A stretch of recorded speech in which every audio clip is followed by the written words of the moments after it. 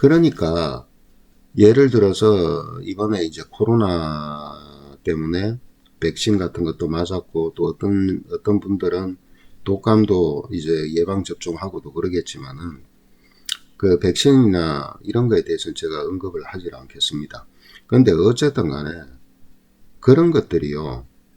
예를 들어 가지고 이제 연세가 드시고 독감을 앓았든가 아니면은 이 코로나 바이러스에 한번 감염이 됐다든가 이렇게 되면요. 폐에 영향을 타격을 입죠. 기관에도 입죠. 그죠?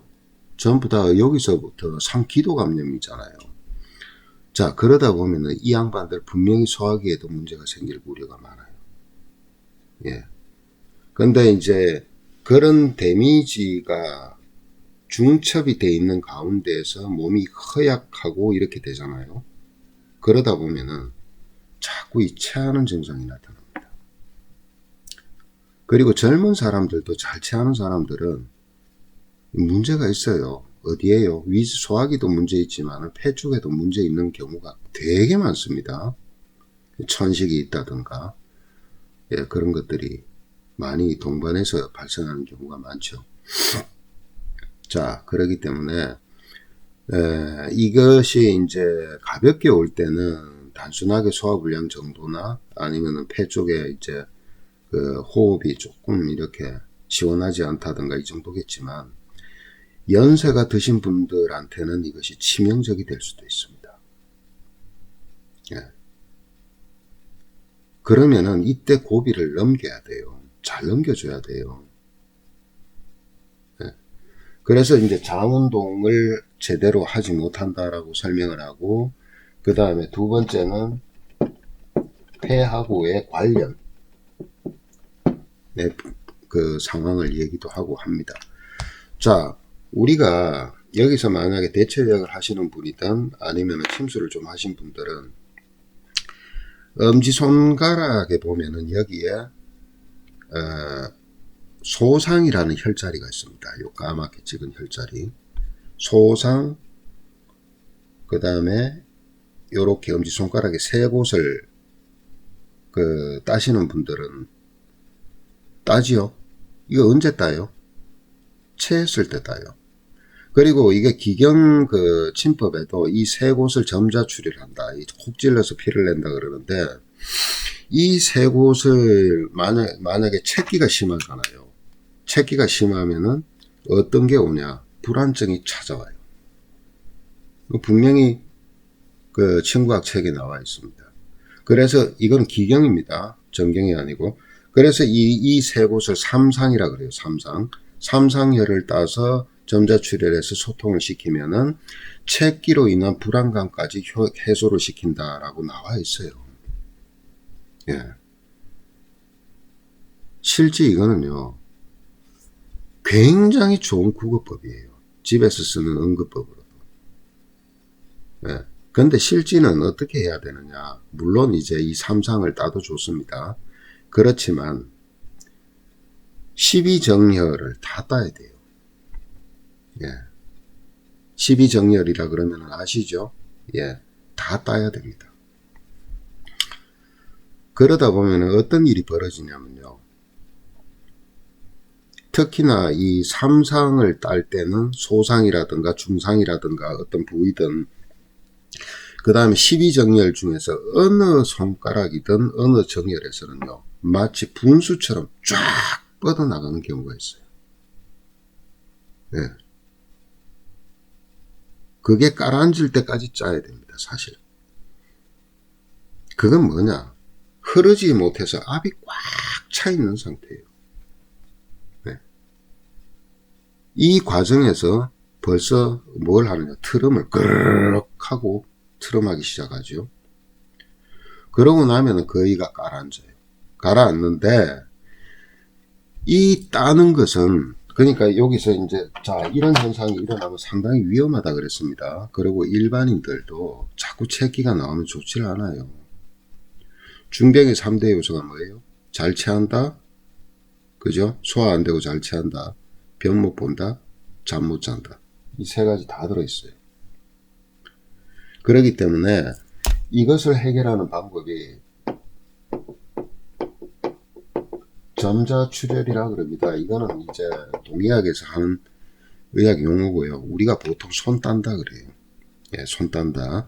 이때는 삼상을 따고 플러스 12정렬을 다 따는 겁니다. 물론 여기에는 이미 소상이 들어가 있죠.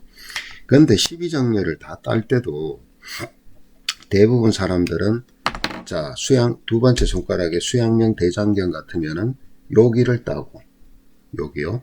나머지는 안 따죠. 그렇게 하지 말고 한 손가락에 양쪽씩 다 따세요. 예. 네, 그렇게 하시는 겁니다. 일단 이렇게 땄을 때 일단은 트름을 한다든가 속이 편해지고 그 다음에 체한계 내려가는 느낌이 든다라고 얘기를 하면서 이 정신적으로 불안한 감정이 싹 가라앉아요. 예. 그러고 나서 어떤 사람은 어떤 경우에는요, 손만 따고 소독 딱 하고 그만뒀는데 좀 있다 보면은 나 피곤해서 잘래 그러고 한시 푹 주무시고 일어나는 경우도 있어요. 그만큼 편해지는 거죠. 숨쉬기도 편하고. 자, 옛날 어른들이 소상이라는 자리는 어디냐? 엄지손가락의 이 출발점은요, 수태현 폐경이에요. 왜 체했을 때 이 폐의 소상, 그 기시종점의 끝나는 점을 닦겠습니까? 그것이 바로 위장과 폐의 기량작용을 옛날 어른들은 알고 계셨던 거예요. 그래서 위장이 막힐 때, 밥통이 막힐 때 폐의 기운을 열어준 겁니다. 참 대단하지 않습니까? 그 오랜 옛날 시간에 그걸 어떻게 알았을까, 옛날에. 요즘에 현대의학에서 겨우 이제 그런 것들을 밝혀낸다니까요. 선모운동이 반대더라, 이런 식으로. 그것도 외국에서요. 예. 자, 그 다음에 이걸로 끝내면요, 되는 게 아니에요. 절대 되는 건 아닙니다. 매번 따야 됩니다. 네. 그렇지만 따서 손해볼 건 없어요. 근데 또 노인들 너무 많이 따도 좋지는 않습니다. 가끔씩 그렇게 쓰는 거지. 예. 근데 반드시 해드려야 될 게 있습니다. 반드시 빼지 말고 해야 될 거. 두 번째, 기경을 다스려야 돼요. 예. 기경에서 어떤 혈을 다스리냐? 내관하고 공손입니다. 내관혈과 공손혈을 자침을 해야 됩니다.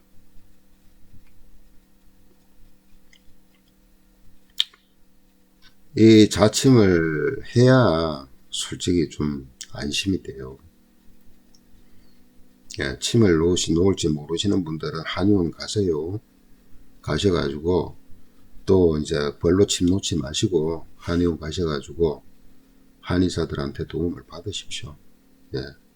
그리고 이제 내관공손을 유침을 하더라도 한 15분에서 20분 정도 유침을 하고 나잖아요.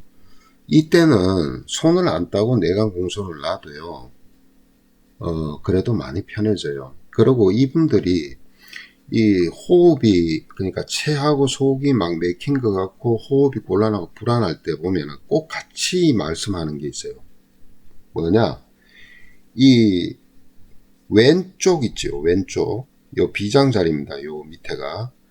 이 왼쪽, 이 아래쪽, 여기 갈비뼈 밑이 자꾸 결리다 그래요. 예. 숨 쉴 때마다 턱턱 결린다 그래요. 꼭 담 결리는 것 같이. 예, 그것이 바로 비장 때문에 그렇습니다. 그리고 내관하고 공손의 주치가 뭐예요? 심, 흉, 위죠. 여기에 문제가 있을 때 심장, 가슴 부위, 위장 부위에 문제가 있을 때 내관과 공손을 다스리는 겁니다. 네. 그리고 이걸 내관 공손을 놓고 바로 플러스하는 게 중환을 같이 자침을 해주는 게 좋습니다. 그렇게 해서 처음에 따고 기경침 놓고 중환을 같이 놓고요. 여기서 이제 마무리를 또 하셔야 돼요. 예. 마무리는 뭘로 하느냐? 이제 자석을 붙이는 겁니다. 그러니까 이제 침을 쓸 때는 침이 빨라요. 그리고 제일 나중에 마무리는 뭐로 해요? 자석으로 비정격을 붙이고요. 양쪽을. 그 다음에 여기에다가 임읍과 함곡을 사해주는 걸 같이 붙입니다. 이게 무슨 의미냐면 비정격과 위정격의 사법만 합반하는 겁니다. 예. 좀 어렵습니까? 네. 근데 이제 하실 줄 아는 분들한테는 아무것도 안 해요. 그런데 이렇게 해서 곱이 넘잖아요. 그럼 괜찮아요. 예. 근데 만약에 못 하잖아요. 그러면은 이 상황이 막 속은 답답하고 숨은 차고 누우면은 막 숨이 더 차요. 그러니까 눕지를 못하고 앉아서 끙끙 하면서 막 계속 무섭다 그래요. 예. 실제 병원에 한번 모시고 가보세요. 무슨 답이 있나? 특별한 게 없습니다. 근데 이렇게 하다가 정말 잘못되는 수도 있기 때문에 혹시라도 그 연세 드신 노인분들을 모시고 계신다든가 아니면 이제 병으로 허약한데 연세도 있으시고 허약한데 막 이런 일이 반복된다든가 그럴 때는 꼭 참고하셨다가 본인이 못하실 때는 전문가들의 도움을 꼭 받고 오랫동안 하지는 않으셔도 됩니다. 두세 번 내지 서너 번 좀 그래도 이게 침을 쓰시는 분들 같은 경우에는 침이 좀 듣기가 돼야 돼요. 그 다음에 이 전자출혈을 할 때도 손 딴다 그냥 콕 찔러서 한두 방울 낸다고 해서 되는 게 아닙니다. 네. 어떤 부위가 아까 말씀드렸죠. 심하게 맥힌 데는 그냥 분수처럼 쫙쫙 뻗어서 나오는 경우가 많습니다. 그러고 나서 이제 깔아앉고 이제 괜찮으실 때는 요즘 단백질 잘 나오죠. 물에 타서 막 먹는 단백질 같은 거 하고 유동식으로 해서 그렇게 찬찬히 해서 잘 관리를 해 주시길 바랍니다. 그래야 고비를 넘습니다.